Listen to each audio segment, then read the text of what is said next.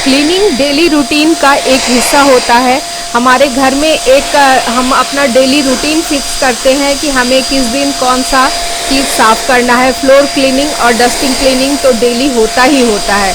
इसके अलावा भी कुछ ऐसी क्लीनिंग्स होते हैं जो हमें करने का मन नहीं करता, वो हमें काफ़ी थका देता है और उसे हम टालते चले जाते हैं, जिसकी वजह से हमारा काम का बोझ और बढ़ता चला जाता है। तो आज की वीडियो में मैं कुछ ऐसे ही टिप्स शेयर करूंगी जिससे आपके जो कुछ ऐसे क्लीनिंग के काम हैं जो बिल्कुल आसान हो जाएं। जैसे कि हमारे सबके घरों में पंखे तो होते ही हैं और अभी गर्मियों में पंखों का यूज़ बहुत हो रहा है, वो गंदे भी बहुत हो रहे हैं। तो इसे क्लीन करना हमें थोड़ा सा भारी लगता है, क्योंकि इसे क्लीन करने में नीचे भी बहुत मेस फैलता है। इसके साथ ही साथ डेली रूटीन में हम सिंक की भी सफाई करते हैं और सिंक की सफाई भी बिल्कुल, अगर सिंक साफ सुथरा ना हो तो फिर किचन अच्छा नहीं लगता देखने में। तो इन्हीं सब क्लीनिंग से जुड़े हुए मैं कुछ आज आपके साथ टिप्स शेयर करूंगी जो कि आपके क्लीनिंग के इन सारे कामों को बहुत ही आसान कर देंगे। तो चलिए आज मेरे साथ वीडियो में देखिए कि मैं किस तरह से छोटे छोटे टिप्स और आसान से टिप्स आपके साथ शेयर कर रही हूँ जो आपके क्लीनिंग के इन कामों को बहुत ही आसान कर देंगे। और साथ ही साथ आप मेरे साथ फेसबुक पेज पर होम डायरीज के नाम से जुड़ सकते हैं और साथ ही साथ इंस्टाग्राम पे भी मुझे फॉलो कर सकते हैं। लिंक आपको नीचे डिस्क्रिप्शन बॉक्स में मिल जाएगी। तो चलिए फिर वीडियो जल्दी से शुरू करते हैं।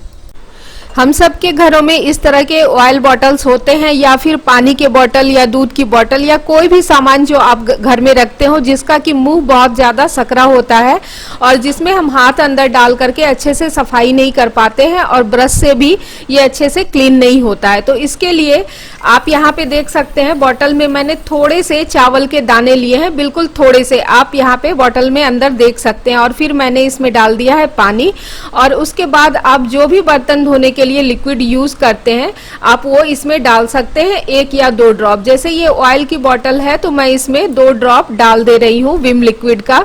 और उसके बाद फिर इसमें ढक्कन से इसे कवर करके और इसे हिला करके हमें साफ कर लेना है। ये जो चावल के दाने हैं ये स्क्रबर का काम करते हैं और अंदर से बॉटल एकदम क्लीन हो जाती है, उसमें चिकनाई या गंदगी कुछ भी नहीं रहता है। तो ये एक बहुत ही आसान ट्रिक है। इस तरह से हिलाते हुए हमें ऊपर नीचे की तरफ इसे अच्छे से घुमा लेना है जिससे कि वो चावल के दाने पूरी तरीके से पूरे बॉटल में फैल जाएं और ये जो लिक्विड सोप का पानी है ये पूरे बॉटल में इस तरह से फैलने लगे। और उसके बाद हमें ढक्कन खोल करके और पानी को इसके निकाल लेना है और इसे अच्छी तरीके से धो लेना है।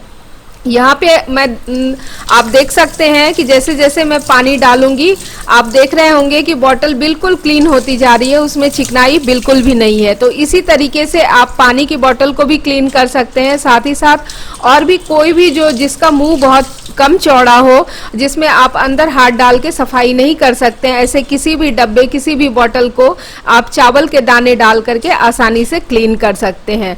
तो है ना एक ये आसान सा उपाय और इससे हमारी बहुत बड़ी परेशानी हल हो गई, क्योंकि अगर इसके अंदर की चिकनाई अच्छे से साफ नहीं होती है तो इसके अंदर जर्म्स बने रह सकते हैं और फिर दोबारा जब हम इसमें ऑयल वगैरह भरते हैं तो फिर वो उतना अच्छा नहीं होता है हमारे हेल्थ के लिए। तो यहाँ पे आप देख सकते हैं कि बॉटल कितने अच्छे से क्लीन हो गई है, इसमें एक चमक सी आ गई है।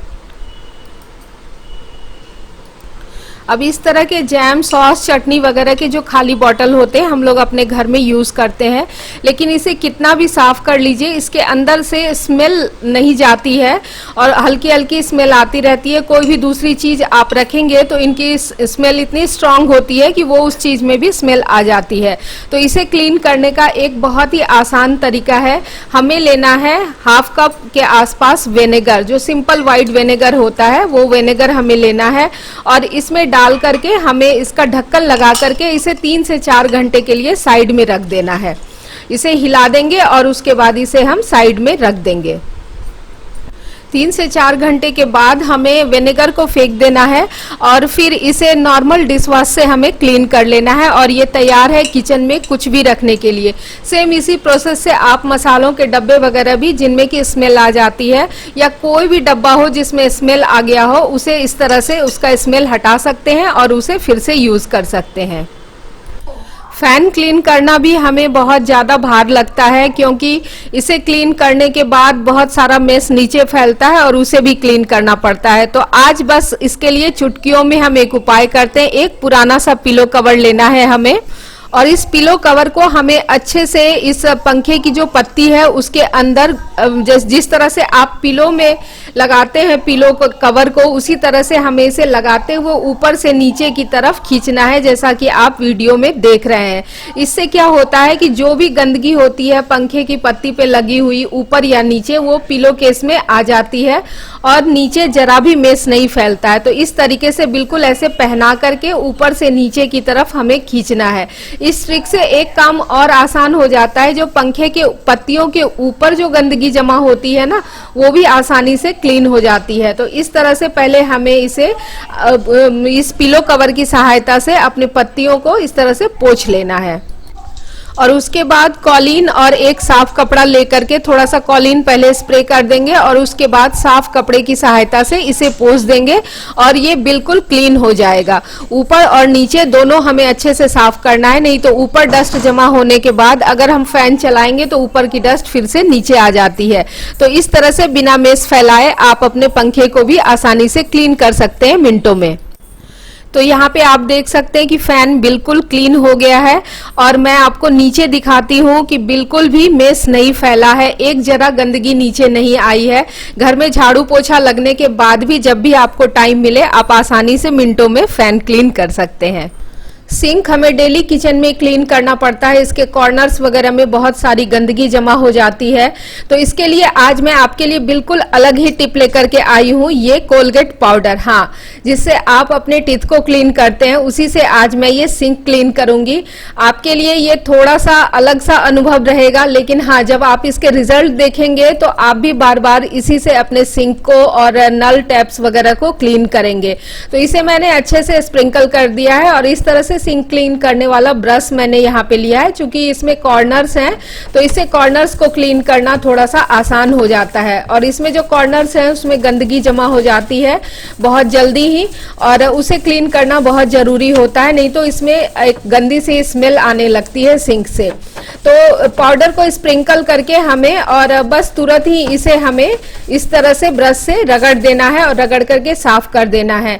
और यकीन मानिए आपने बहुत बार अपने सिंक को साफ किया होगा, कभी बेकिंग सोडे से, कभी विनेगर से, और भी बहुत सारी चीजें आपने इस्तेमाल की होंगी, लेकिन इससे जो क्लीनिंग होती है इतनी फटाफट होती है और इतनी अच्छी होती है कि आपको इसका रिजल्ट देख करके खुद ही बहुत आश्चर्य होगा।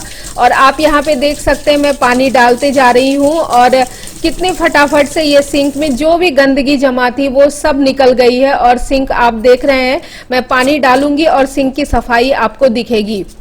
साथ ही साथ अगर आपके यहाँ हार्ड वाटर स्टेन्स हो जाते हैं तो वो भी इससे क्लीन करने से निकल जाते हैं। जो टाइल्स वगैरह पे पानियों के छींटे पड़ते हैं ना, तो उससे हार्ड वाटर स्टेन्स जमा हो जाते हैं, और साथ ही साथ उससे आप नल भी क्लीन कर सकते हैं।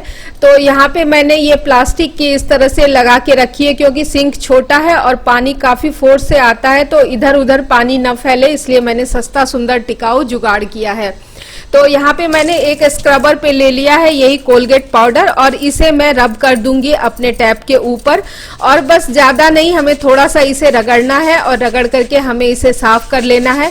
और इस जो टैप है उसमें आप देखेंगे कि एक बहुत अच्छी सी साइन आ जाती है। जो भी गंदगी हम जब डेली किचन में सफाई करते हैं तो उसमें आ जाती है टैप में, वो सब निकल जाएगी। और धोते ही आप यहाँ पे देख सकते हैं कि किस तरह से मेरा जो टैप है वो चमक गया है। तो इसी तरीके से आप अपने सिंक की और टैप की सफाई कर सकते हैं, और साथ ही साथ घर का कोई भी टैप हो, नल हो, आप उसे क्लीन कर लें और एक साफ सुथरे कपड़े से पोंछ दें, ताकि उस पे पानी का दाग न लगा रह जाए। और मैं अब आपको दिखाती हूँ कि किस तरह से ये नल क्लीन हुआ है। आप यहाँ पे इसकी चमक देख सकते हैं और साथ ही साथ सिंक की भी चमक देख सकते हैं।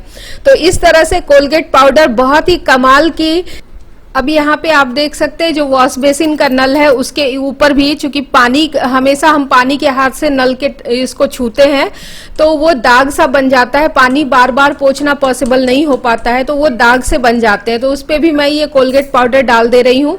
और कोई भी क्लीनिंग ब्रश या आपके पास पुराना टूथ ब्रश हो, आप लेकर के उसे धीरे धीरे थोड़ा सा स्क्रब कर देना है और स्क्रब करने के बाद हमें इसे धो लेना है। तो यहाँ पे मैं इसी क्लीनिंग ब्रश से इसे अच्छे से स्क्रब कर लूंगी। उसके बाद मैं इसे पानी से अच्छे से धो लूंगी ताकि इस पे जो भी कोलगेट पाउडर लगा हुआ है वो साफ हो जाए। और आप यहाँ पे देख सकते हैं किस तरह से ये हमारा टैप क्लीन हुआ है। तो आप बाथरूम, किचन, कोई भी किसी भी तरह का टैप इससे बहुत आसानी से क्लीन कर सकते हैं। और क्लीन करने के बाद हमें इसे अच्छे से किसी सूखे कपड़े से पोंछ लेना है, क्योंकि पानी अगर इस पे लगा रह जाता है तो वही फिर बाद में निशान बन जाते हैं।